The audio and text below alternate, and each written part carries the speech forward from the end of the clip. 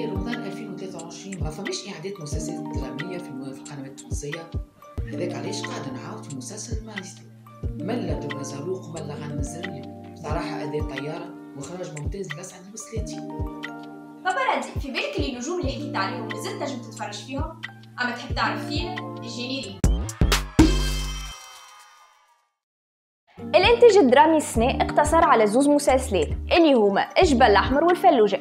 هذاك علاش برشا ممثلين توانسة اختاروا انهم يشاركوا في أعمال عربية، والبداية مع فاطمة برتقيس ونضال السعدي اللي كانوا عملوا الأبطال مسلسل الفندق، والسنة تلقاهم في المسلسل الجزائري الاختيار.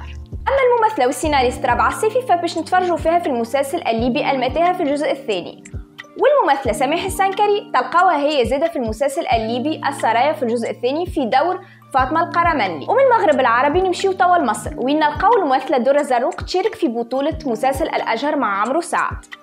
أما الممثلة رانيا التومي فتخوض السنة أول تجربة عربية لها من خلال مسلسل سره الباتع.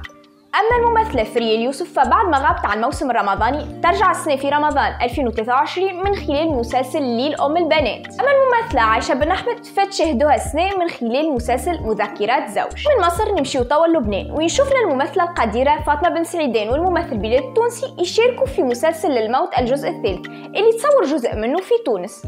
ومسلسل للموت الجزء الثالث ما كانش المسلسل الوحيد اللي تصور في تونس، فمسلسل معاوية تصور أيضا في تونس وضم عدد كبير من الممثلين التوانسة في أدوار مهمة على غرار زهير بن عمارة، طارق المناعي، غانم الزرلي، أمير الدريدي وإيبال حملي وغيرهم من الممثلين التوانسة. أما لأسعد المسلاتي فتتفرج فيه بعد شهر رمضان من خلال مسلسل دكة العبيد الجزء الثاني اللي تلقاه حصريا على منصة شاهد. اي واش عملنا في دكة العبيد الجزء الأول؟ ماكش باش تحكينا عليها؟ تعرفش كيفاش باباراتزي؟ خلي المرة القادمة.